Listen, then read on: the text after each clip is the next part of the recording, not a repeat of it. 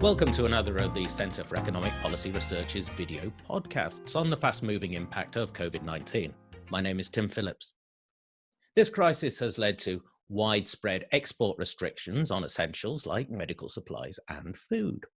So will governments ultimately benefit if they react to these health, economic and trade crises by turning inward, or does a global crisis, as G20 leaders famously announced in 2008, require a global solution?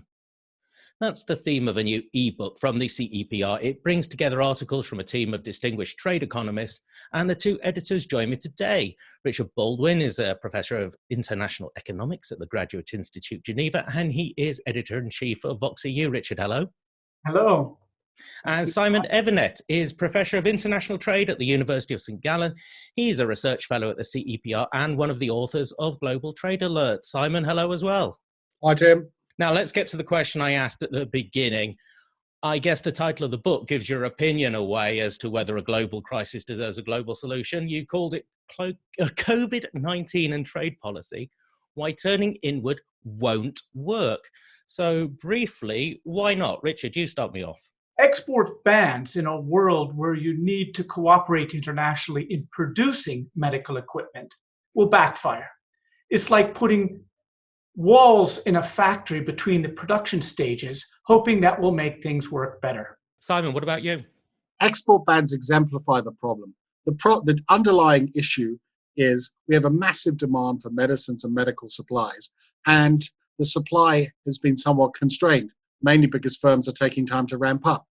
Export bans don't solve that problem. What they do is they do redirect a little bit of local production, but what we don't see is any attempt to bolster the supply of medicines and the like worldwide, and that takes international cooperation. Now, you argue in the book very obviously that it's important to learn from history. We're always talking about learning from history when it comes to trade, aren't we? But how big is this collapse in trade in 2020 compared to previous crises that we could compare it with? So the estimates by the WTO in their optimistic scenario, it's more severe than what happened in 2008, 2009. And in their pessimistic scenario, it's as bad as the Great Depression. And I think a number of people, they did that several weeks ago, and a lot of the developments, the projections of the GDP declines suggest that it could be even larger than that. So it's huge. Simon, in the 2007-2008 crisis that I referenced at the beginning, how had nations been reacting before that G20 statement? What was the effects of their actions in response to the crisis? In the run-up to the London summit in 2009, you could find many political leaders, heads of state, heads of government, really worried that protectionism would take off. And this reflects a conventional wisdom that whenever there's this really sharp global economic downturns, countries turn inwards. Now, fortunately, at the time, countries got together and they refrained from raising tariff barriers like they did in the 1930s. That's the good news. What we, of course, are writing about today is to make sure that that type of outcome doesn't happen this time as well. But if this crisis, it is causing governments to turn inward, I mean, this isn't something that's happened overnight. It hasn't happened in the last couple of weeks. Politicians have been suggesting that their economies depend too much on other countries, I mean, especially China, for many years now. So isn't this to be expected, Richard? I think the wish that they hadn't depended as much on China is just that, it's a wish. But as they used to say, you go to war with the army you have. We have to fight this disease with the global supply chain that we have. And China is a central element that in many, many industries, including manufacturing of medical equipment. But just to take it forward a little bit, we will need literally billions of doses of vaccines within a few months. And if this whole climate of export bans and revindication goes too long, it will be difficult to accomplish that, which is really the only thing in the end which will end it. So coulda, shoulda, woulda, we're stuck with a world where you need global value chains in China, in Korea, all over the world to produce this stuff. And hoping it was different won't change the reality on the ground.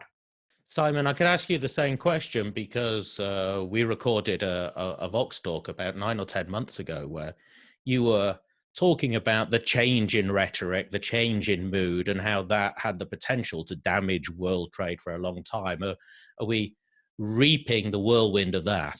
There has been a drip, drip, drip of criticism of liberal trade for, I would say, probably the last 10 years, and it has accelerated with the election of President Trump.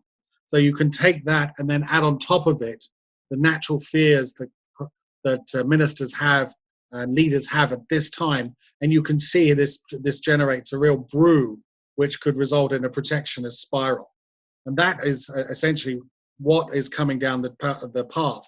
What governments have to do is to choose whether they really want to take that path or whether they actually want to use the production facilities as we have them around the world to help solve this problem now. There is a problem, there is a question in the future as to whether supply chain should be recalibrated. Part of that's going to be a private sector decision, and part of that might be influenced by governments.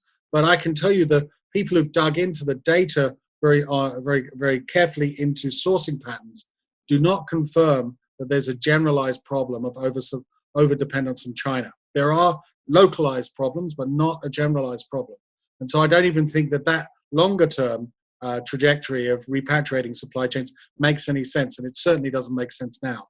Now, one thing that comes over from the book very strongly is that the nature, the precise tools by which trade protectionism is being imposed seem to have changed in the last month or two in response to the crisis. What's happening here? If I could take that one with a little bit of a historical run at it, in the Great Depression, the problem was a lack of local demand. And the idea was by putting up tariffs, you could shift the demand from foreigners to home. Now, the trouble is the foreigners retaliated and it destroyed aggregate demand for everybody. After the financial crisis of 2008, 2009, there was, in essence, an excess of supply locally. And so a lot of the protection took the form of subsidizing exports. And that didn't lead to a big retaliation round, but it caused some problems. Now, this time, it's a local supply shortage. And they've reacted by banning exports, hoping to keep it at home. But the trouble is a retaliation of export bans will destroy the world factories we need to make this stuff.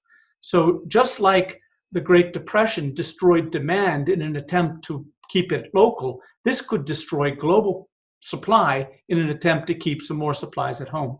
I see, pick your poison, but have we seen, Richard, the real world impacts of this trend to ban exports of medical equipment, PPE at the moment? Well, there's been some very quick reactions. So that when the US, for example, tried to ban the export of respirators, they did ban the export of respirators. There was an immediate kickback by one of the biggest American companies in that called 3M. And they make these respirators, they're essentially a high-end mask, all over the world. And they supply people all over the world, sometimes from American factories, sometimes from China factories. And when the Trump administration realized how much trouble that could cause and the potential for retaliation, they let up. So, for example, they now are allowing 3M to export to Mexico and Canada, and they got 3M to agree to import millions of more respirators from their factory in China to the United States. So this is really affecting things immediately now. There's several other anecdotes in the ebook. Yes, so Simon, also what we're seeing on the news narrative is that many people are worried about making their supply chains more resilient. And we're seeing some important, influential people speculating that the way to do that in future is to repatriate them. Do you think that this is wise, and do you think this is what we're going to see? I think the case for repatriating is yet to be demonstrated. I think what we have is a reflex to some war stories about difficulties in getting medical supplies where we need them. Again, principally because governments have been frustrating trade rather than letting it happen. I think what the right question to ask is, if we did restore a liberal trading system, just how much of key medicines, medical equipment come from certain countries? And do we need to diversify the supplier base? And that's possible under globalization. It's not possible if you produce only at home, right? And so there is, the international diversification clearly can't happen at home if you're stuck with a local production base. So when you dig into this, the reflex of policymakers doesn't make much sense, either as an empirical matter or given the realities that these days production is international and global and trade policy is local. Repatriating supply chains is essentially putting all your eggs in one basket, and that's never a good idea to do, even if the basket is at home. What you really want is a resilient, robust supply chain where you have alternative suppliers that can take over if something goes wrong. So we have an excellent chapter in this ebook, which is written by Sebastian Miradou of the OECD, where he explains the difference between robustness and resilience and how having access to several sources in several different countries actually makes your production more robust to shocks, not less. Are you, either of you, surprised at some of the public comments that have been made about this, or is this just the sort of thing that always happens when we have a trade crisis? Richard? I think the export bans are somewhat unexpected, and I must blame Trump. It's incredibly short-sighted. Anybody who knows anything about the production of these personal protection equipments, for example, or how you make vaccines or antibody tests, realize that countries like India and China and Germany, all part of a great big world factory of how this stuff is actually made. So the idea that you could get more of it by putting up export bans is really just silly. And I think it's the guy who suggested we inject chlorine is the same guy making the trade policy. But once somebody does that, even Macron, who's quite an internationalist, felt, I don't know what he was thinking about, but he followed with trying to do the similar things inside Europe. So personally, I blame Trump for having kind of taken the genie out of the bottle. But it's not really expected, and it's incredibly stupid. It's just done by people who do not understand how these things work. Simon, do you share Richard's frustration? Yes, I mean, I think the export bans in the cases of medical equipment and medicines are completely misconceived given the production structures which are out there. But we have seen in the past when essential goods, principally in the area of food, have appeared scarce, governments have resorted to export bans before there. And the track record there is absolutely woeful. So I think the interesting question is, why can't we learn from these previous episodes? And one of the things we want to do in this ebook is to remind people of the precedents where governments have tried to use these policies and they have failed. And why would they think that they work any better this time around? One of the WHO has estimated that we need to increase the supply globally of personal protective equipment by 40%. And the only way that can happen is by international cooperation. It's also important to remember that this virus will probably be with us for another year or year and a half. And you need a lot of personal protective equipment for each COVID. And there will be millions and millions of more cases in the world. So this is not something where if we can get masks to the hospitals in the next few months, we're good to go. This is a long-term problem. And the idea that export bans is a way of meeting the needs in the next year or the year and a half is incredibly short-sighted. Well, let's look at the way in which we could begin to solve these problems. First of all, would removing these export bans be sufficient in the short run? I'd say no, they're a necessary condition. The other thing we have to do is to get rid of all of the taxes on imported medical equipment and medicines. And this will then help expand the size of the market and give firms a greater possible client base. So that gives them an incentive to scale up. But of course, many of the purchases are going to be by governments in developing countries who are going to need financial help to back that up, to turn that demand into a reality. So that requires some international cooperation as well. And furthermore, we are going to, precisely because we have these supply chains, figure out where every single bottleneck is and do our best to remove them. And again, this is a technocratic, hard work, worthy work at creating supply routes which work very smoothly. And that is what's needed in the year ahead. What's important to remember is not all countries are hit at the same time by this crisis. So there's a bit of an issue of allocating what we have. And the problem is if everybody, like we all did with the toilet paper, if everybody rushes out in order to restock their inventory, there won't be enough. And in particular, the poorer countries, the more vulnerable countries, won't be able to get theirs. So there should be some international coordination that directs the supplies to the countries who are having their outbreak now, and not simply about which countries can buy the most, and everybody puts it in the closet until it comes back. What about non-tariff barriers? Is it possible to have some kind of bonfire of red tape to just, in this emergency that we have now, make the trade system function more smoothly? So, Tim, what's happening there already is many countries have realized that their own national specific regulations are just getting in the way. And so they've started adopting the standards, world standards, or the standards of the big players. And I think the opportunity here is that as this crisis goes forward, we essentially get governments to think again, do they actually need to revert back to that old national regulation? Or can we establish that if a global standard was good enough for your country during the pandemic, it's good enough for normal times as well? Now, one of the very interesting chapters in this book brings forward the problem that even if we are eliminating trade barriers, we are seeing restrictions on the way transportation, especially shipping networks, are working at the moment. What is that problem? What can we do about it?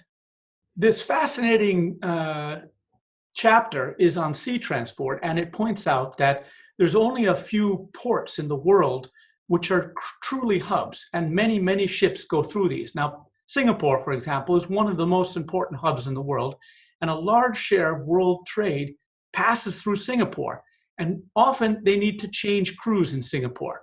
Singapore has very strong visa restrictions, trying to keep people with COVID out, and very strong quarantine restrictions.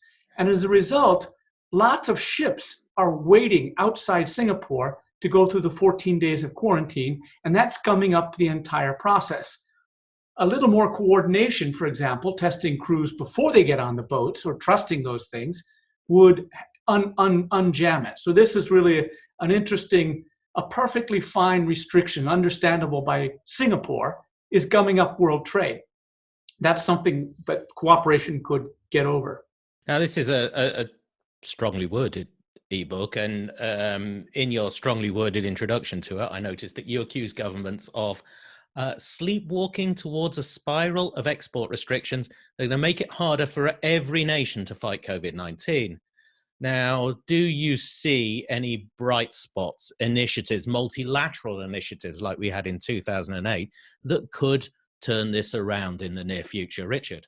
There are no multilateral initiatives like at the WTO or the G20, unfortunately, this time. But what is interesting is groups of countries have come forward with initiatives to keep supply routes open. So there's a really interesting initiative orchestrated by New Zealand and Singapore, which includes 2 G20 countries, to keep open supply chains there, to refrain from using export restraints, and to liberalize imports. There's also a really interesting initiative amongst a group of agricultural exporters, about 50 of them actually, if you count the EU members involved. And they have committed not to disrupt trade needlessly if so shortages and the like emerge. So I think what we're beginning to see is a sort of bottom-up solution rather than the top-down solution that we saw in 2009. Are you optimistic overall for both of you? Are you optimistic or pessimistic about the future of trade in the next year, 2 years as we cope with this crisis? I must say I'm an optimist naturally, and I think to a certain extent this crisis is an unique thing. Almost every human on the planet is experiencing the same thing at the same time. And there is a possibility that it makes us understand the commonality of our humanity. That's the kind of large philosophical view of it, that we might have some sort of kumbaya moment that would even go over to climate change. But more practically, by the time this thing is over, and it is a long way from over, I think most people will have recognized that China's exports of medical equipment was essential to their fighting the COVID. And India's supply of vaccine precursors will be essential to putting this thing to the bed. So I think when we're done with this crisis, people will be going, Thank goodness we had international supply chains. Thank goodness the East Asian countries were so capable that we didn't have to do it our own. So hopefully, I believe, at the end, trade will have been viewed as a very important solution to this crisis, not the problem. Simon, are you an optimist as well? I'm optimistic precisely because I see this, we're at the beginning of this process. It's like the first innings in a baseball game.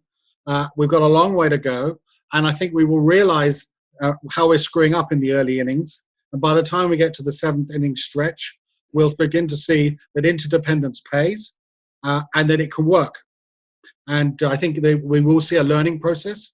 It will be painful at the beginning, but we could end up here with a much greater understanding about the benefits of globalization and the need for cooperation. And this would put the end to a chapter of economic nationalism that we've witnessed over the last few years. Well, when we get to the seventh inning stretch, if anyone's listening at that point, then this ebook's going to be a pretty good guide to what could be done. Richard and Simon, thank you very much. Pleasure. Thank you. Now, the ebook is called COVID-19 and Trade Policy, Why Turning Inward Won't Work. And it's a free download. You can find it at Vox EU. Simon and Richard, I'm going to put you both on the spot now. Are there any don't miss chapters, the sorts of things that everyone should read who downloads this? Richard, you go first. Well, our introduction is a bit of a summary. So if you had to read one, that takes account of all of them. But actually, all of them are don't miss. They're absolutely fantastic. I was blown away by how detailed, how persuasive, and how closely reasoned these chapters were. Simon. Yeah, the authors and contributors to this ebook really went the extra mile. And I must say, I was really impressed with the quality of the work that people could generate in a short period of time, often digging up material that is not in the public domain. And that's a reason why people should take a look at this book, because there's lots of new material and examples in there for analysts, for policymakers, for journalists and alike. Absolutely. It certainly deserves our attention. So thank you very much, both of you. Keep in touch, the rest of you, with the COVID-19 coverage at Vox EU. We're adding to it every day with articles, podcasts, videos like this one, and webinars as well. And to all of you, from Richard, Simon, and myself, stay safe. Goodbye for now.